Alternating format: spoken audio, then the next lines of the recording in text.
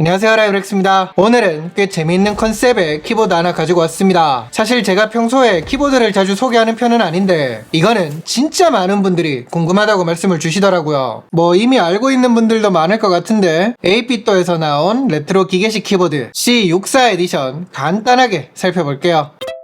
잘 아시겠지만 에이피또 레트로 키보드는 예전에 있던 특정 컨셉을 테마로 만들어졌단 말이죠. 이번 거는 코모도 64라는 이름으로 출시됐던 8비트 가정용 컴퓨터를 테마로 하고 있습니다. 딱 봐도 벚꽃스러운 감성이 확 나오죠. 솔직히 이게 요즘의 모니터나 데스크 셋업 감성에 잘 어울릴까 그렇게 생각을 하긴 했어요, 처음에는. 근데 막상 받아가지고 책상 위에 두고 보니까 느낌이 나쁘지 않더라고요. 오히려 주변에서는 이거 탐내는 분들 더 많았습니다. 그런 느낌 아시려나? 이제 평소에는 나는 어리다, 나는 MG다 막 이런 거를 강조하다가 이제 요런 거 두고 탐내할 때는 야, 내가 이제 그때 그런 거를 써봤다, 그러니까 나한테 더 잘 어울린다 이러면서 자기한테 좀 써보게 달라고 하고 그러더라고요.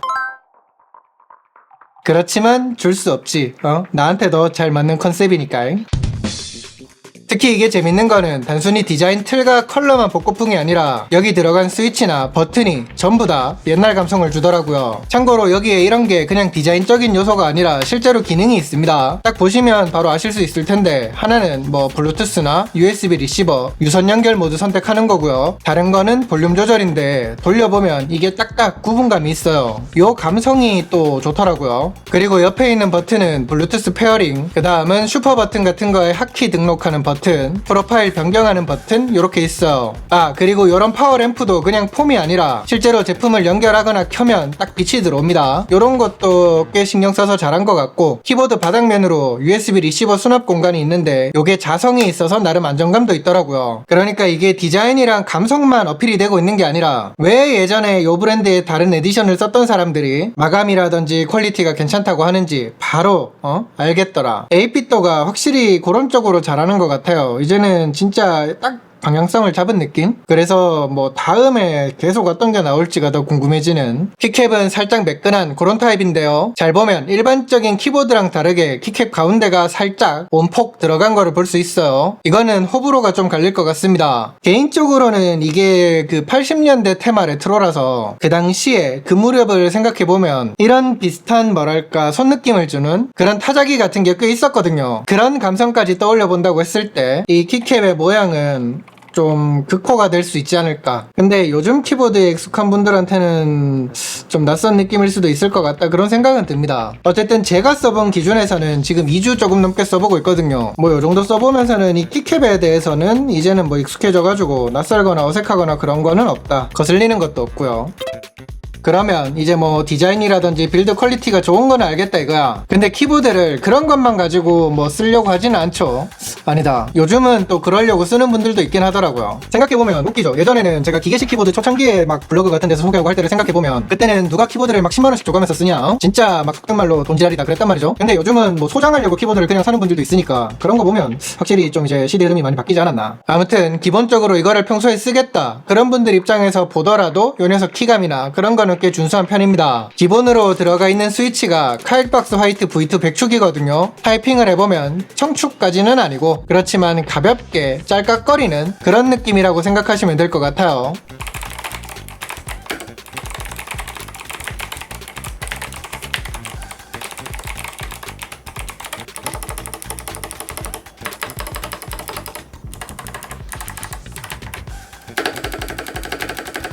이게 밑에서 되게 라이트하게 짤깍거리는 소리가 있어요. 그래서 이 타건감이 무조건 좋다 그렇게 말하기에는 조금 무리는 있어요. 왜냐하면 방금도 말했지만 청축까지는 아니라고 하더라도 이게 짤깍거리는 그런 소음이 있다 보니까. 그래서 엄청 조용한 환경에서 쓰거나 할 때는 이게 좀 거슬릴 수 있습니다. 주변 분들이 싫어할 거예요. 나는 만족하지만. 그래서 엄청 조용한 환경에서 써야 된다 그런 분들은 핫스압 지원하니까 스위치를 바꿔서 쓰시면 좋을 것 같긴 합니다. 근데 이제 소음에 그렇게 민감한 환경이 아니다? 그러면 오히려 이 제품의 그 레트로 컨셉을 생각해보면 아까도 제가 말했잖아요, 타자기 같은 그런 감성을 생각해보면 더 일체감 있는 느낌이 아닐까 그런 생각이 들었어요. 그래서 저는 더 마음에 들었던 거고 괜찮은 점수를 줄만하다 그렇게 생각을 했던 거고요. 이 제품이 또 패키지가 여기서 끝이 아니죠. 에이피또 레트로 기계식 키보드에는 또 하나 재미난 그런 포인트가 있습니다. 기존 에디션에도 슈퍼 버튼은 있었는데 이번에는 조이스틱 컨트롤러도 포함되어 있어요. 슈퍼 버튼이야 뭐 이미 많이 알려졌으니까 여기에 특정 단축키 같은 거 하키 등록해가지고 이걸로 쓰는 거는 많이 보셨을 겁니다. 그쵸? 근데 이제는 조이스틱도 있다네. 클래식 게임을 즐긴다고 하면 이걸로 컨트롤하면서 놀 수가 있어요. 근데 솔직히 제가 처음에는 뭐 신기하고 재밌으니까 이거를 좀 써보긴 했는데 이걸로 뭐 게임을 할 수 있는 것도 많은 것도 아니고 이 버튼에 등록하는 것도 뭐랄까 엄청 자유도가 높고 그런 것도 아니다 보니까 제 기준에서는 이게 그렇게까지 실사용에서 쓰임새가 있을까? 거기에 대해서는 잘 모르겠습니다. 그래서 저 같은 경우에는 요것들은 그냥 약간 액세서리처럼 그렇게 두고 있긴 해요. 그리고 이제 그런 측면에서 보면 이게 유선으로만 연결이 된다는 것도 좀 아쉬움은 있죠. 무선이었으면 더 그냥 딱 이렇게 배치해 놓고 있기에 괜찮은 감성인데 유선이니까 좀 번거로운 게 있더라고요. 번잡하고. 마지막으로 전용 소프트웨어 설치하면 펌웨어 업데이트는 물론이고 매크로, 볼륨 레벨 등 해가지고 여러가지 설정도 만져가면서 쓸 수가 있습니다.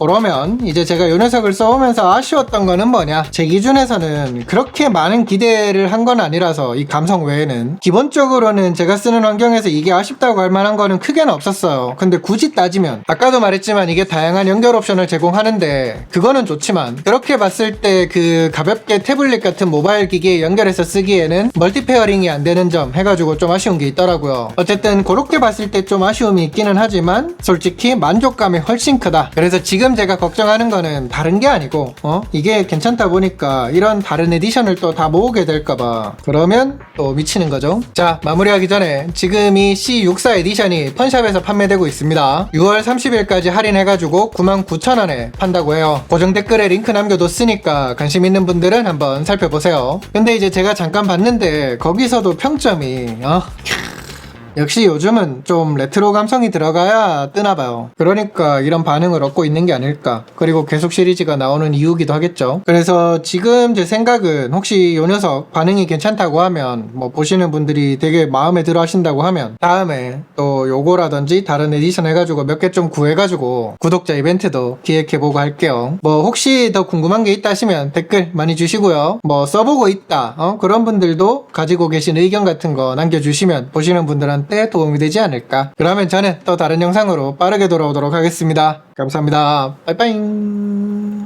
제가 얼마 전에 했던 그 독거미 키보드도 그렇고 요즘에 진짜 키보드가 괜찮은 게 많긴 하네요. 그래서 요청이 많은가 봐요. 지금 리뷰하려고 대기 중인 게 또 있거든요. 다른 거지만.